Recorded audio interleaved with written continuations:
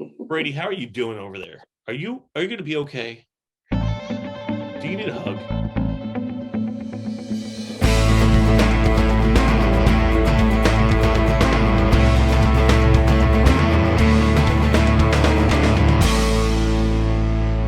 East, and we are pumped about the AFC East. We're pumped about the quality of this team that we're going to talk about. This historically great team, the New England Patriots. It's Danny's favorite team, maybe Brady's favorite. I think it's everybody's favorite team. How relevant are they going to be this season? Oh, God. Can you say they're everyone's favorite team? They are nothing but they're cheaters. They cheat. I mean, listen. Teams, they rig the game. They buy off rest. They watch other teams practice. Burn in hell. I mean, listen. I still think it was rigged that Mac Jones just happens to fall to Bill Belichick. He didn't even really attempt to trade up to get anybody. He's just like, it's going to happen. He's going to fall to me. He didn't have to. Robert Kraft had blackmail on all the other owners and GMs from the massage parlors that Bill Belichick threatened to expose them all. Hey, leave them there so I can get them so I don't have to waste anything. It is pure blackmail and cheating. Nothing different from what's happened since 2001. All right, so let's go. Let's talk about it quick. Quarterback. Well, is the quarterback relevant? No. Mac Jones relevant? No. Not yet. Not really. I mean, he's an upgrade from that has-been. Not this season. Not this season. Two quarterback league maybe, but no. Gotcha. What wide receivers are relevant in the New England Patriots this year? No one. No one? Brady? No one? Just shake your head. Brady just doesn't do anything because he's frozen in time. Yeah, that's it. So what running backs are relevant? Nelson Aguilar? So I'm here. Running backs not relevant. Tight ends, which they have two brand new tight ends that they just signed, are they relevant? Nope. So let's go ahead and move on to the next team.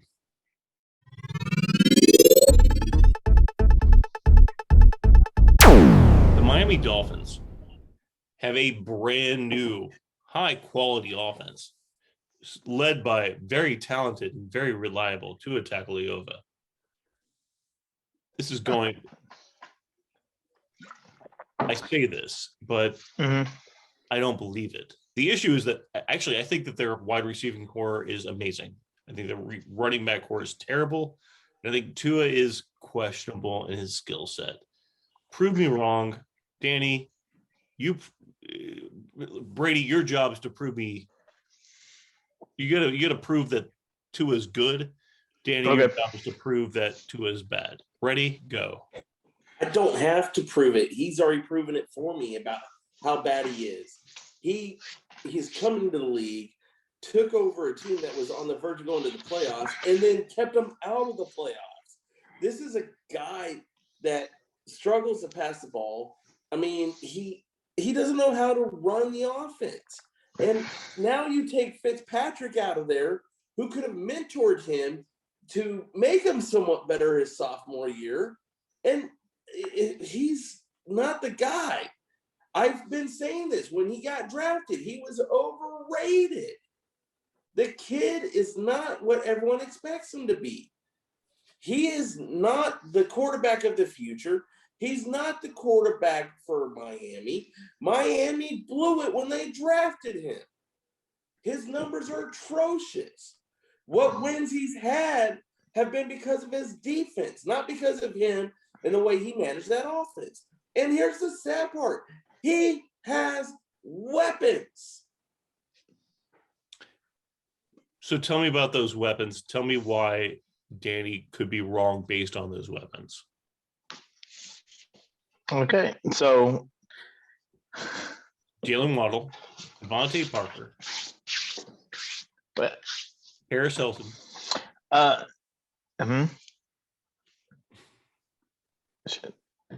Sorry, I froze a little bit there. I got you now. So I was listening and I was like going, yes, Vontae Parker, yes, okay.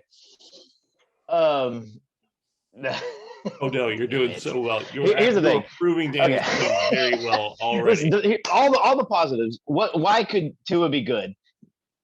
Yeah. Damn it. It's not like am I up to speed now? Is it good? Can you see me You're in real doing time? great. You're doing great. You're proving Danny's point very No, well. I can't.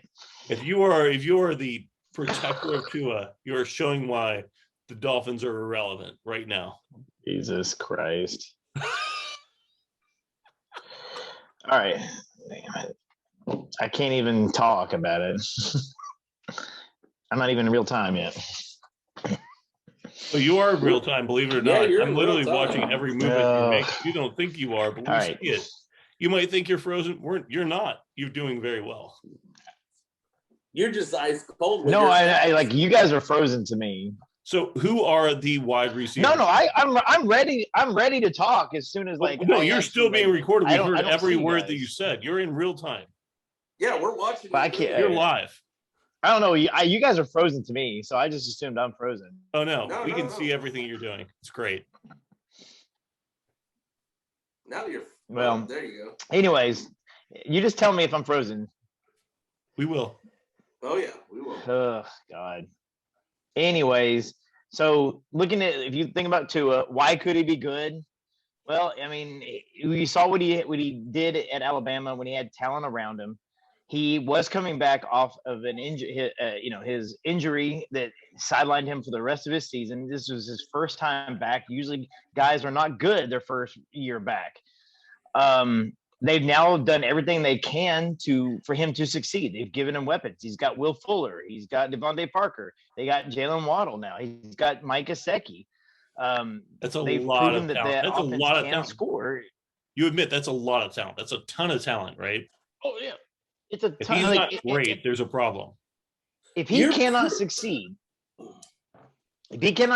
right now, then he'll prove Danny right, and he can't do it. I'm not saying he can. I'm just giving his path to success. He does have arm talent, and I do think he can be relevant, but we'll see. He was shaken up. We'll see what happens when he has a good offseason. I'm interested to see how good he can be. Just saying he had talent in Alabama and he did well in Alabama doesn't transfer over to the NFL. And you can't even use what he did in Alabama. In fact, his last year in Alabama, he didn't even play the full season. He had 2 injuries. He had his ankle and he had his hip. And to me, for the Dolphins to take him was more of a show. It's almost like when Tim Tebow got drafted by the Denver Broncos. It wasn't that they believed he could be the superstar quarterback of the NFL. It was more of show because, Tebow won 2 national titles, a Heisman, and is all over TV saying, praise Jesus. Then with Tua, you have a Islander player that, won a national title, won a Heisman. Here it is, you're praising him for his college accolades before he got to the end of his college career. You can't decide that to be the deciding factor of what's going to make a franchise quarterback in the NFL. I mean, it's usually what their last year is, and his last year in college was atrocious. And yeah, most of it was from injuries, but still, it's one of those things. He has not transitioned over to the NFL. He has not transitioned into a leading quarterback that can run an offense. All right, questions real quick. So let's go ahead and go through it. Salvon Ahmad or Myles Gaskin, who's the running back one? Would you draft either of them to be a running back 1, 2, or flex? Neither. None of the above. I would have more confidence in their running game and taking a running back if they brought in like Le'Veon Bell. That's how bad the run game is going to be down there. Yeah, I actually would not be surprised if they end up picking up Kerryon Johnson, low-key, but we'll see how that goes. Brady, any counter on that? The answer is yes. Let's go on to the next one. Question 2. Devontae Parker, Waddle, or Will Fuller? Who is going to be their wide receiver 1? Parker. I love Parker. I think Parker's very talented. He's getting a lot of shade. He's gotten a lot of shade the last couple of years. Even though he's performed consistently the last couple of years, because he started out so weak. Because he did start out weak. Does he have the capacity to be a wide receiver 1 or 2, or even a low level 3? He has the potential to be a 2, but I'm thinking more of a 3 just because of the lack of talent there with Tua. If they would have kept Fitzpatrick and Fitzpatrick was going to be the starting quarterback this year, I would definitely hold him into the 2 spot. But high end 2 spot even. Yeah, but now that Fitzpatrick's gone and the lack of the ability of Tua to show that he can run an offense and be the general out there, yeah, his value goes down, but the value's still there. Brady, any counters? You're talking about, I'm assuming you said Devontae Parker? Yes. Yeah, he's going to be their deep threat guy, and he's the biggest receiver they have. Parker's going to be the deep threat guy. Oh yeah, no, I think him and Will Fuller. I think they're going to use him as the deep threat. Waddle's going to be your slot receiver, and Will Fuller will be a mixture of both. They'll put him in the slot. They'll also let him go deep. So what about Waddle? I mean, Waddle. I think because of the rapport, he might have some value. If it's going to be anybody on that team, it probably will be Devontae Parker that's going to be your guy. But again, until Tua proves it, you're looking at probably wide receiver 3 for me.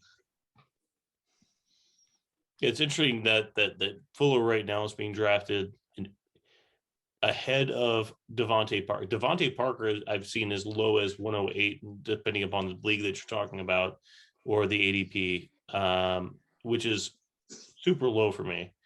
Especially he's shown that he can do it with anybody in the last couple of years. He's progressively gotten better, and he's been healthier. Waddle. They're reuniting 2 players. That's great, right? But I don't trust Waddle at all. So we'll see how it all goes. Anyway, I'm going to say like a blonde on this side and dark hair here, which is awesome for me. I'm going to tell you right now, I'm willing to say that Waddle might end or shorten Tua's career in Miami. And the reason I say that is Tua had input on who they were going to draft. Would it be Waddle or Smith? And we know Tua and Smith haven't been the best of friends. And there's a bromance between Waddle and Tua. And the thing is, Tua's all excited. Hey, I'm going to have my bro there. I can throw to him. He's going to be in the slot. Well, guess what? You're going to have a rookie wide receiver who has never played in the NFL, never dealt with the speed of the NFL. And guess what? Tua's going to start forcing balls to Waddle, which is going to lead to interceptions and incompletions. Once you always force balls, eventually people waddle. Heard. Let's all move on. Let's move on to the. My brain can't work right. The next Bill.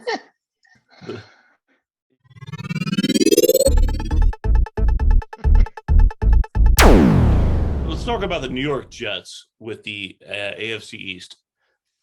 The New York Jets have a very talented brand new quarterback. What's his name?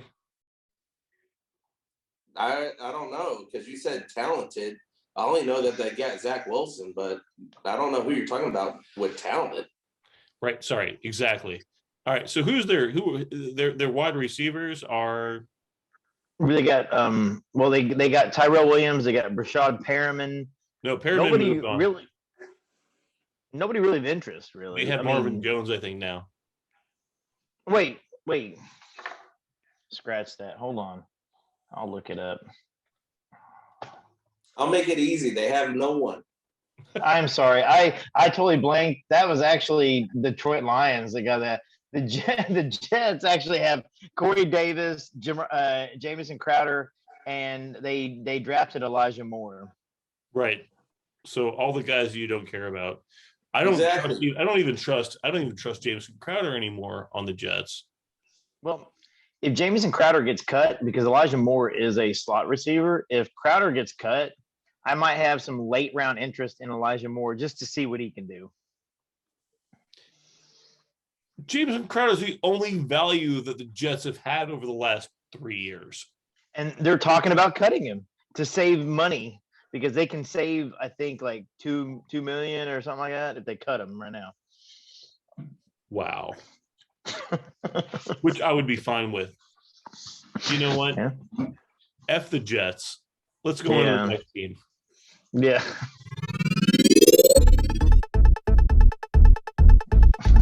Right. So now, guys, welcome back to the AFC East. We have Statty over here. We have Danny the Mouth. And what I got right now is the team that's probably the obvious leader in this division, which is going to be the Buffalo Bills. Danny, tell me about how awful Josh Allen and Stefon Diggs are. Oh, good God. They are so bad that they got me this trophy right here. This one right Fuck here. off. Because, see, I drafted Stefon Diggs, and everyone said he'd be horrible. And, you know, everyone's like, oh, you're going to have a washed-up season because you don't have a quarterback and running back. And someone traded me Josh Allen after week 3. And the funny part was I won this trophy with Josh Allen and Stefon Diggs. And I won another league with Josh Allen and Stefon Diggs. So, yeah, they're horrible. Just awful. But I will say this. I mean, I don't know who in their right mind would trade Josh Allen or Travis Kelce. I mean, it's one of those things to take a washed up college running back named Lamar Jackson and they, injured George Kittle. I mean, who in their right mind would do that? I hate you.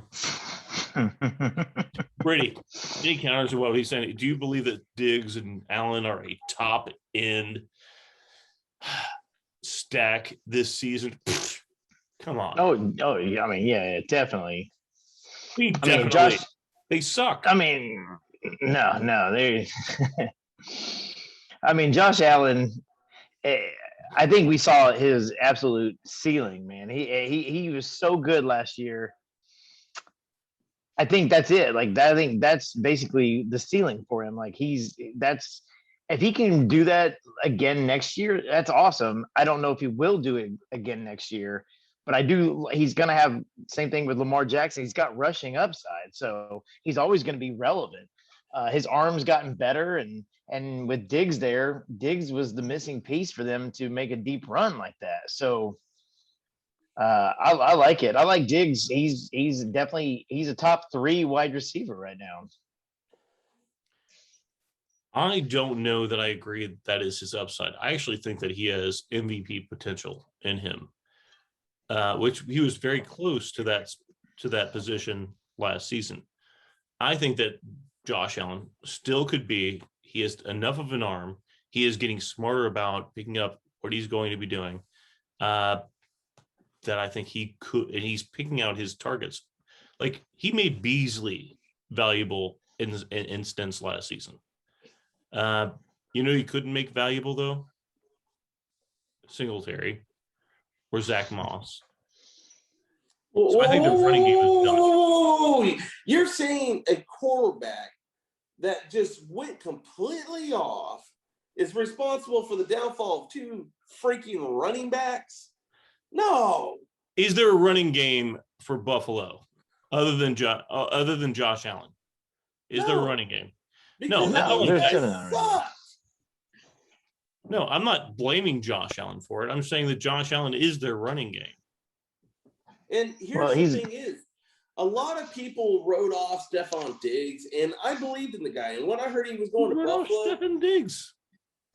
You guys, I don't think anybody wrote him because he was my first wide receiver I took. I really don't know if anybody gave you so much crap about it. I don't recall Not that. at all. I was a little jealous. He was the guy I was going to take. I just thought I could get it cheaper than you.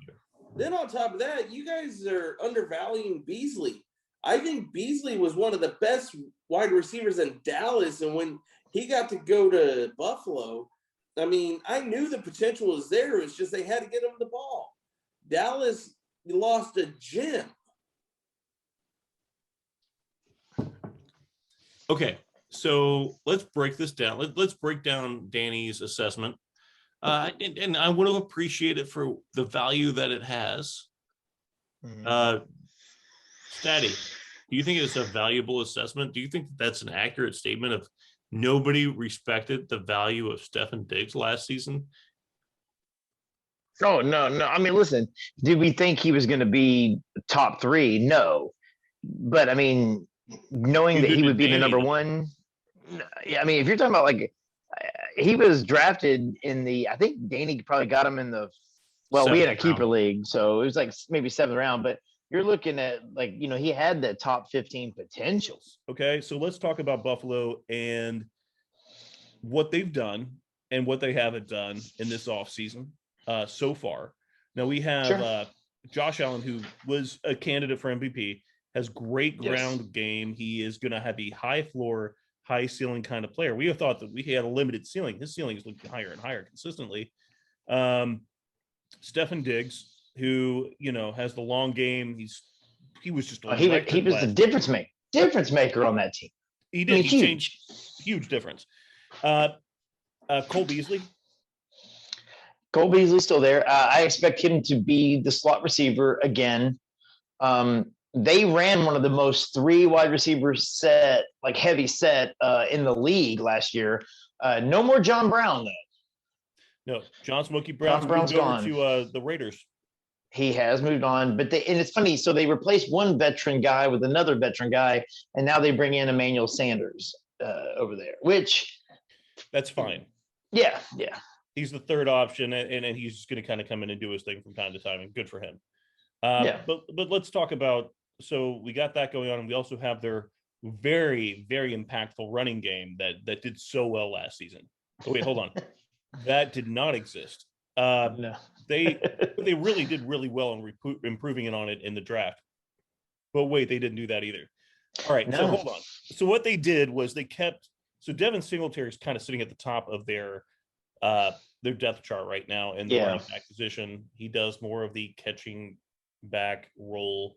But he was kind of a non-factor most of last season. And then you have Zach Moss, who was injured and kind of a non-factor last season. And that leaves most of the rushing to Josh Allen. Josh Allen's their number 1 running back right now. If you on the goal line, definitely. You know, if you're on the goal line, and let's face it, Josh Allen's a big guy. You know, he's a 6'5". He kind of reminds me, the way they use him and his style is Cam Newton, but with a better arm. If that makes any sense. I mean, he's got I think he's got a better deep arm than Cam Newton did, but they use him effectively the same on the goal line. They do. He's also become, you know, to give a little bit more credit to Josh Allen than just saying that too. He's become more adept at reading defenses than he was year 1. He makes smarter passes. He just looks great right now. If it were me, looking at fantasy, I see high value in 2 players on that team. 2 guys that, and there's some lower value for some other guys that you can probably pick up later rounds, but I like Josh Allen as I'd say my QB2 right now. Right behind Pat Mahomes, with maybe you kind of have floor. to. Yeah. You know, I mean, there's no disrespect. I mean, Patrick Mahomes is you know, he's the it guy now. He's the guy with the arm. He does a lot of good stuff. But he's not. I mean, Josh Allen he's better. He's more better at the running game. He gets a lot more rushing touchdowns than Patrick Mahomes. But yeah, Josh Allen he's the guy. Like he's right behind Patrick Mahomes, and he if two quarterback league, his value is immense. Even in a single quarterback, just having him helps your fantasy value out. You don't have to worry about it. It's a set it, forget it, and you're good. Absolutely. You'd be nuts if you traded Josh Allen early season last season. Which I think both of us did we not? I did. In different leagues. Every league that I lost, I traded Josh Allen when I thought his value was high and was going to go down. That was, but every league that I won, I kept Josh Allen. So just saying. The other one we got is Stefan Diggs, who was the difference man. He did change that entire team. The entire dynamic of the team looked different. All of a sudden, Josh Allen had the guy that he trusted to throw the ball to, and that was electric. It was electric consistently. I consider Diggs to be, what are the wide receiver range for Diggs right now? I draft him fairly high. I drafted the fourth, fifth off the board. People can debate it. I'll say this. Personally, I would take the only two wide receivers I'd take above him would be Tyreek Hill and Devontae Adams. And listen, that could change. Hopkins? You're including. Yeah. I put him above Hopkins. Don't get me wrong. I love DeAndre Hopkins. I love it. And even as much as Josh Allen took away touchdowns, he fed the ball to Stephon Diggs. Kyler Murray. Same thing. They kind of ran the ball. Like he got a lot of early touchdown rushes in there in the season. And I do think Kyler Murray may have a better arm, but for some reason, Hopkins is a superstar athlete. And I was a little disappointed in some of the numbers he put up last season. Because I expected to him in just a second. Too, yeah, sure. I expected more. But I think Diggs proved that with that connection, I think it's still going to, I'm not saying they're going to get better than they did last year, because I think last year showed that's it. That's what he's going to be. And that's the height of it. It could go a little worse, but I think that's what you're looking at the best, if everything goes right. And to me, the factors are, and listen, if somebody said they'd take Hopkins over Diggs, I don't blame them. I could see that. I can understand why. Personally, I think he proved enough to me that I'm going to go with it. I'm going to go over Hopkins, but I just at this point I can't take Hill or I got to take Hill or Adams above him. Again, the caveat, and we'll talk about it in another video, is Aaron Rodgers. If he's there, if he's not there, Devontae Adams' value goes a little bit down. Yeah, I don't know what happened into that in a bit. Which we'll definitely get that one. Yeah, we'll talk about that in another spot. But oh my gosh. So much going on with the Aaron Rodgers situation, Kyler Murray, all the quarterbacks that are going on to the other teams. That state of the Bills, I feel like if you're trying to build your team around a few players, it's going to be Josh Allen, it's going to be Stefan Diggs. I'd avoid the running backs as much as you can. I think that's the height of their value. Cole Beasley, I think I'd probably pick him up in a case by case scenario. Sure. If you're on a really deep league, you're on a 12-team league, you want to throw him in there as a wide receiver 3 or 4, more like 4, and see what happens. I will say this, for me, when I've done a couple mock drafts and things like that, there's a couple times I've taken Zach Moss as my fourth or fifth running back. Really lay down on your bench. Yes. Just in case he does. Exactly. And there's up in the second league. Yeah. Yeah, there's always that possibility. He is the bigger guy. They drafted both these guys in the third round for the last 2 years. They drafted Singletary and then Moss. I think Moss has more value possibly in this because they don't pass a lot to their running backs. So if they do decide to go more running back heavy, I would think Moss might be the guy. We'll see what happens. Not that Singletary will be out of it. I just saying, right. I'm going to shoot my shot, I'm going to shoot on my shot on the guy that's going to be bigger, that they could use on the goal line. Also, they could use in those short yardage more so than Devin Singletary. But right now, they're not emphasizing their run game. They're just not. And they didn't address it either. And they didn't address it. So they're not going to do better for you this year than they did last year. But they're not going to probably do any worse either. Yeah. So, well, and let me ask you this: the value for one of them goes up if the team decides to make one guy the main guy. And if that's the case, who do you think that's going to be? My money's going to be on Zach Moss if it's going to be any one of them. And I don't disagree. But let me give the counter of that argument is that if Josh Allen's already doing the goal line work and the short yardage work, it's not going to be Zach Moss because it's just an extra step. Zach Moss is going to be blocking for Josh Allen. And that's what I think is kind of happened last season too.